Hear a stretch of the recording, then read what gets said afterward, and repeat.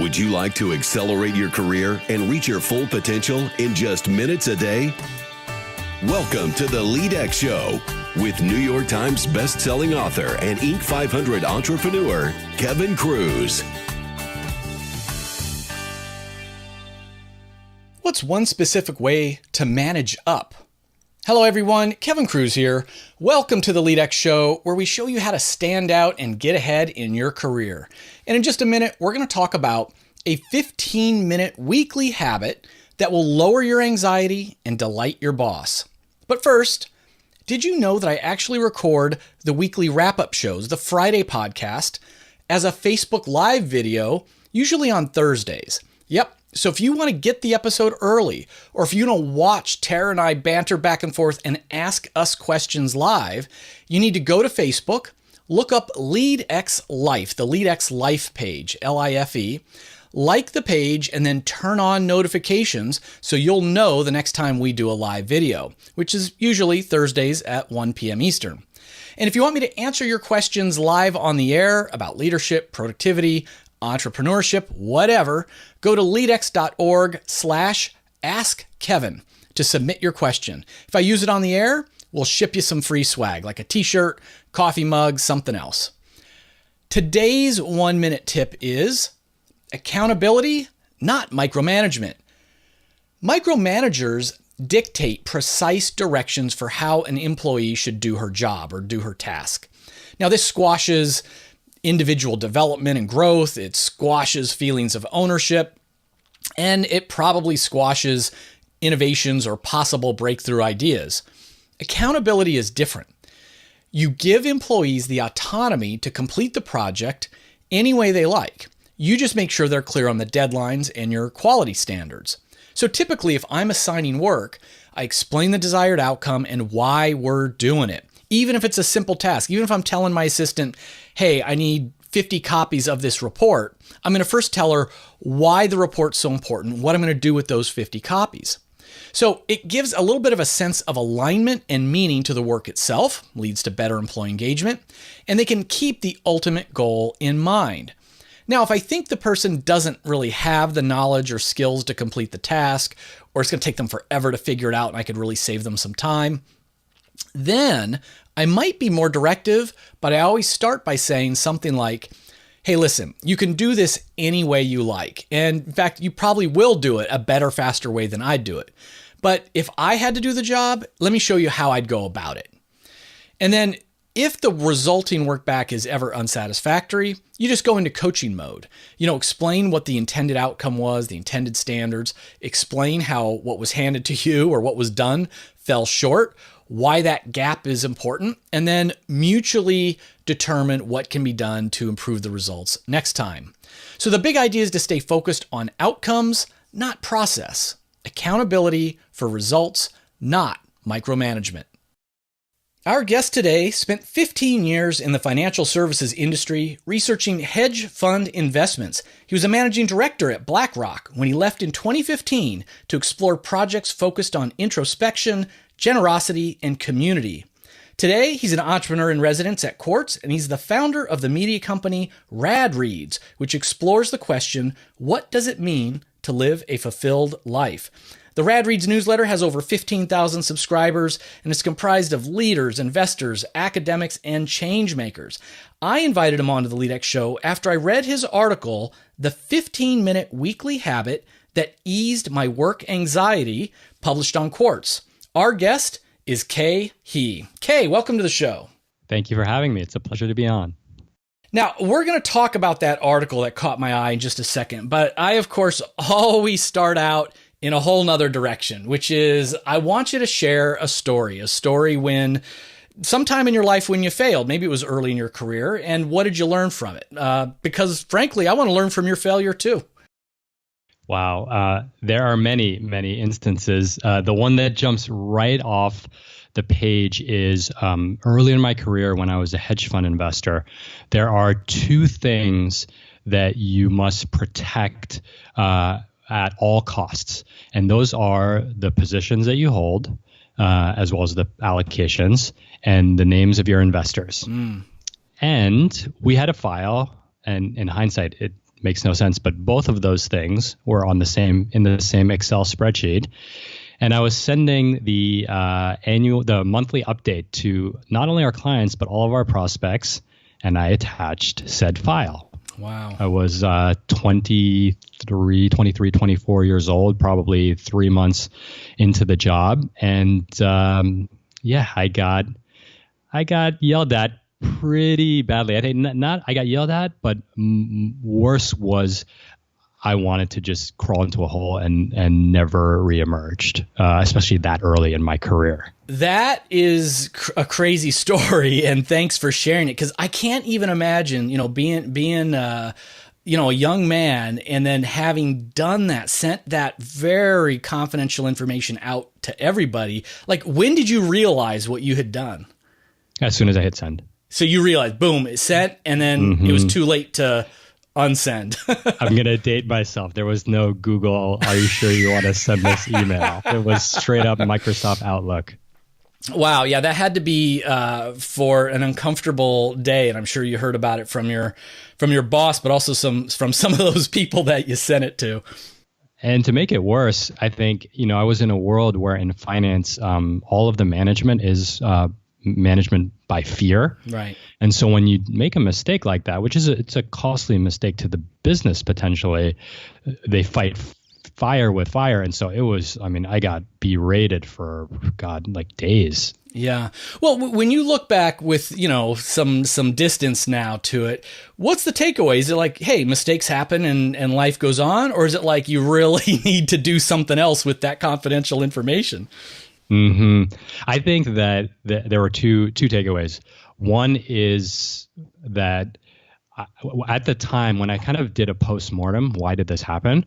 I was trying to do too much, and I had like eight windows open, and I was sending personal emails, writing this investor letter, and so on. So that was the first mistake, was that I was just doing too much. The second was that I didn't have a checklist, and so you and I were talking before this podcast, and I have a podcast for my own podcast, a checklist where check this, make sure that I've restarted my computer, and make sure that I have enough hard drive space, things like that. And so I implemented checklists around kind of these mission critical tasks. And then the third was, I think that probably the most powerful was that life goes on. Right. And I think that I need to remind myself still to this day, because that fear that instantly what crossed my mind is I'm going to get fired, and then I'm going to be homeless, and then I'm going to starve to death. And it's just not true. I ended up excelling as being the top analyst at that firm. I never, I'm touching wood, have been homeless or mealless. And so I think that it's a good exercise, and a good question that I use when I get into these situations is, what's the worst thing that could happen? Right. And it's actually usually not that bad. Right. It will never be as bad as the initial reaction would be. Exactly. And that's because we're wired that way. That's our human evolutionary fight or flight reflex that gets triggered over, bad emails or the badge on the new message indicator from your boss, something like that. That's right. So, okay, let me move on to what originally caught my eye. So again, your article was titled the 50, or at least the version I saw, the 15-minute weekly habit that eased my work anxiety. And it's really an article about how to manage up. And you open with this story about you used to have a boss who would just email you, call me. And then that, of course, you don't know, is it a good thing or a bad thing? Just as you mentioned, usually we're fearing something more than we're assuming it's going to be something good. So it triggered some anxiety. But you came up with a habit that improved your working relationship with your boss. So take us back to that time and walk us through the article. Well, I've always been very afraid. I think, maybe it's cultural. Maybe it's because as a teenager, I was kind of shy and insecure and never really felt socially accepted.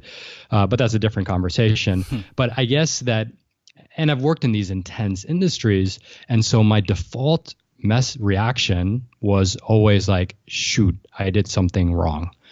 And and there was a huge cognitive dissonance because I'm very hardworking, I'm very thorough, people like me at my job, and so I was asking myself, why is there this disconnect, and what can I do to avoid it? So really, I thought of it as an insurance policy, or even more, I thought of it as a game, and the game was, if someone senior to me ever has to ask me, hey, where's that thing? Where's that PowerPoint? Did you send that email? Did you check in with that person? If they ever had to ask me that question, I have done a bad job at managing their expectations. And then if you pair that with empathy, where you kind of understand the rhythm that people work at, or their cadence, then you put those two together, you can kind of anticipate. So, you have the one boss that asks you something and then checks in 3 days later. And so just make sure that, by day 2.9, you've finished the task. And so you can't always get it to be that granular. But what I figured was, why don't I just send this email where I say what I'm working on, what's open-ended, and what's completed, and send it off, give myself 10 to 15 minutes to do it. That way, it pretty much covered that he'll never call and ask me, hey, where's that thing? Because he will know the answer. And so I did it as an insurance policy, knowing myself, knowing that I get triggered by a lot of that fear and saying, I don't want that anymore. And that was kind of a catch-all way to do it. Now, this is really incredible on so many levels. And I guess on one, and okay, I'm sort of just vamping for our listeners here, because I mean, you sound to me like the dream team member, the dream employee, because, first of all, you're trying to anticipate your boss's needs, or at least requests, right? So you're thinking, and so few of us would do that, say, wow, our boss asked us a follow-up question, and instead of just answering it or saying, I wish she would stop being such a micromanager, of course I did it, you're saying, what could I have done to have prevented the question from being asked to begin with? And that really, really changes the mindset, with that relationship. And I think, as you described, take it to another level. We don't all have the same levels of emotional intelligence as each other, but if you can start to understand your manager's patterns, does Kevin come in an extra good mood on a Friday and an extra bad mood on a Monday? Or does he like to work, quietly in the morning, but then he generally wanders around in the afternoon? As you start to understand kind of the rhythm and the moods of your manager, then that helps you also to communicate proactively. Absolutely.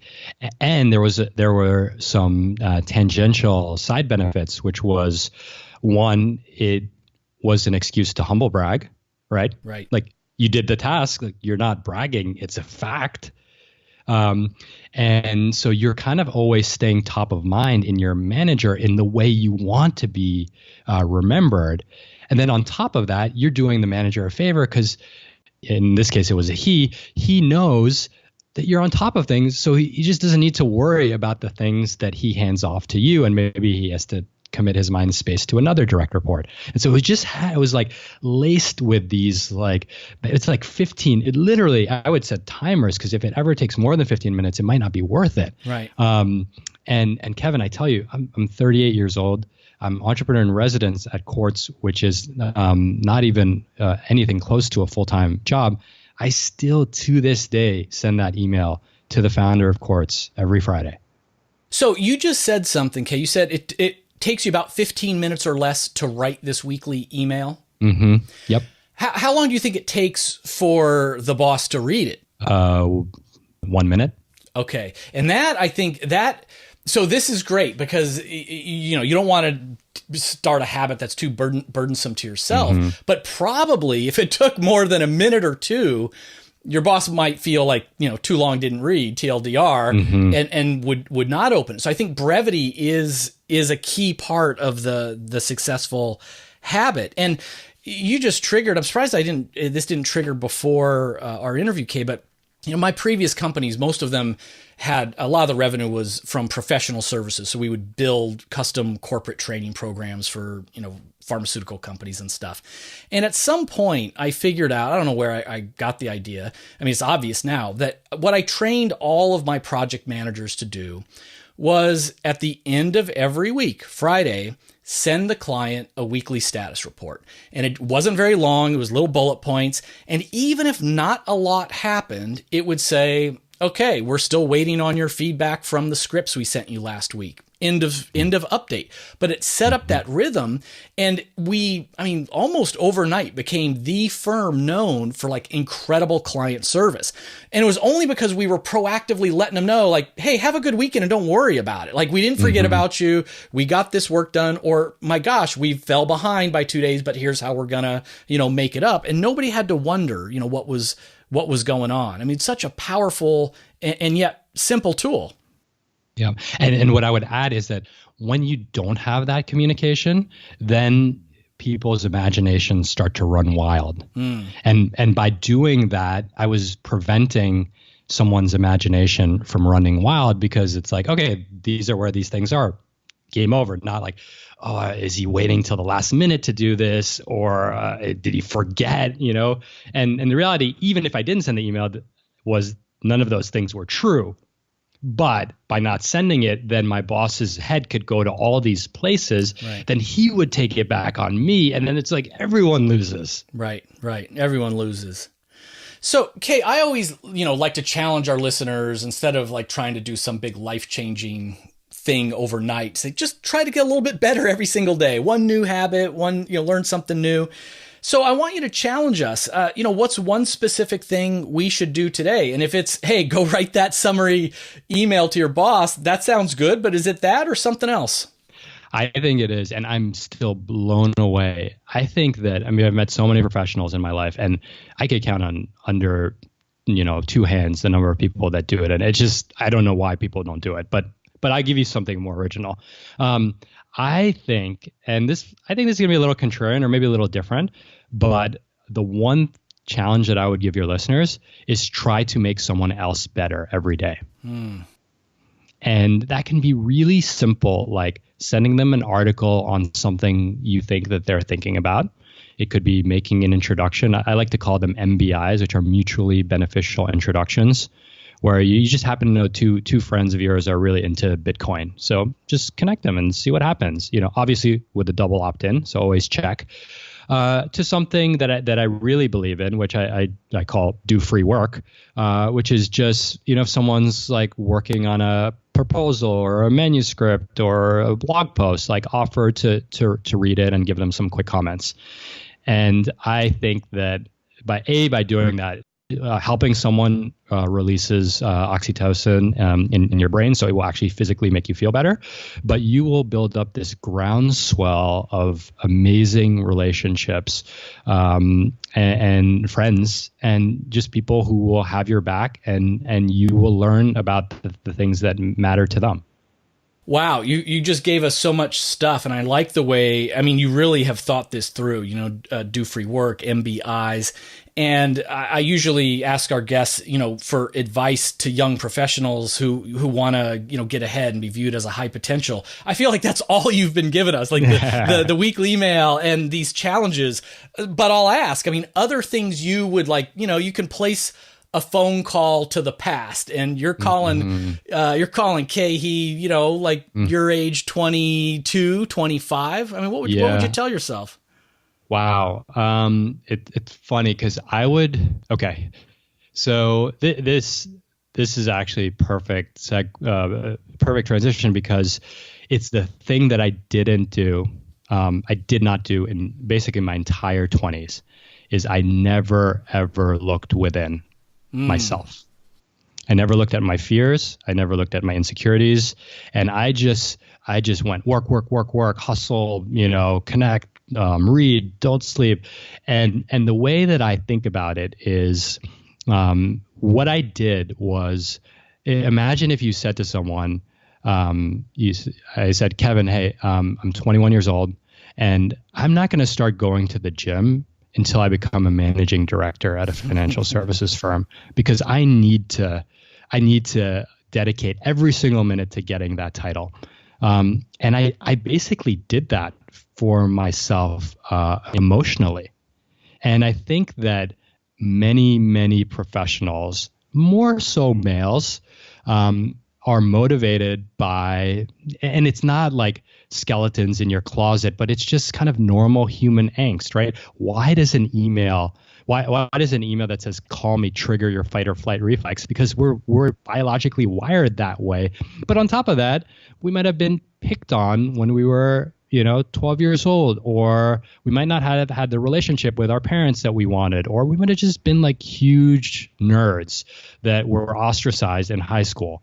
And what I learned about myself was I built up all these tactics to combat that, almost thinking that I could outrun some of these feelings, thinking that more status, more money, more titles would make those feelings go away. And boy, was I wrong. It took me 15 years to figure that out. Well, and Khe, to just interject, I'm taking a couple notes and not even really trying to be funny, but you're going through like, oh, you could have all these things. I'm like, check, got all of those. And as crazy as it's, I'm 50 now, so it sounds crazy, but I did both of those things from age 20 to 30. It's sort of like, I never worked out because I thought, hey, I'll work out after I've built and sold this company. And emotionally, relationship wise, I just put all of that on ice. I mean, I can't say I regret anything I've really done, right? It all goes into who we are, and we were who we were back then because of all that stuff that went into us. But to me, I kind of viewed it as like the lost decade. And I wish I could have gotten that call and said, you will actually achieve success faster when you take care of all these other things, looking within. And Kevin, here's the crazy part is that you touched on it, but if you do those things, if I had done those things, I argue I would have been more successful. Right. I mean, we already know that with fitness, right? Like that's kind of accepted now culturally, society, that a healthy body makes for a healthy mind. But I would say a healthy mind makes for like killer instinct in business if that's what you're seeking, which I would imagine many people are, many of your listeners are. Yeah, absolutely. Now let me flip it around though. So, we've been talking about kind of like managing up to our boss and how to get ahead as a young professional. So when you've been in the position of management and leadership, I mean, same kind of thing. What do you wish you knew, some time ago? What's your advice to first-time managers? I would say that the best piece of advice would be to, and I explicitly stated this, is care about your direct reports as if they were family members. And I think that the example that I give is you often see like a high performer, direct reports, raises their hand and says, I want to go to business school. And then the boss might say, oh my God, I can't lose this high performer. There'll be a huge hole in the coverage and who will replace him or her? And I think that is the worst way to think about as a manager because I think humanity over corporations. I think that's just a grounding ethical principle of mine. But again, to that point about these kind of second order effects, these unintended positive consequences, you have the reputation of the person who cares about the employee first. Guess what? Everyone wants to work for you. Younger people will try to raise their hands to move into your group. And guess what? You leave on good terms with that person who goes to get their MBA. They end up at a firm. Oh, now they're a client. Thank you for being so supportive of me. Can we give you business? Or even better, that you're looking for a job. Needless to say, we spend, 60, 70% of our waking hours. We spend more time with our colleagues than we do with our spouses. Right. So of course you should, just on a pure number of hours in the day, you should care that way. So I guess A, it's the right thing to do. B, the positive unintended consequences will be huge. And C, it's just the right way. Again, it's like the humanity of really building meaningful relationships. And it's that theme we keep coming back to. It's like our fear response, fight or flight response causes so many of us to do the wrong thing because the contrarian right way is you do the opposite and you'll actually have more business success from it and, be a decent human being along the way. Absolutely. And happy in the process. Like you will personally be happy. What a concept. I know. And honestly, I'm glad you said that because ever since I left that track, I'm just so committed to those ideas. So I'm just grateful that you're letting me share them with you and your audience. Well, Khe, and let's get specific. Tell our listeners all the ways they can find out about you and your work, including your podcast, which I had neglected to mention in your intro. Yes. Well, thank you. The main place to go is RadReads, which is my blog, but also an email newsletter, which is radreads.co, which covers a lot of these different topics on on reflection, introspection, but not in this kind of corny, listicle way. Really like looking at like how a mountain climber might think about fear and trying to extrapolate that to apply it to a business sense. Then an extension of that is the Rad Awakenings podcast, which you could find at radawakenings.com or in iTunes. And it really, what I found is this fear, even if you had a solidly middle class existence with no skeletons, it motivates so many people and it causes so much internal strife.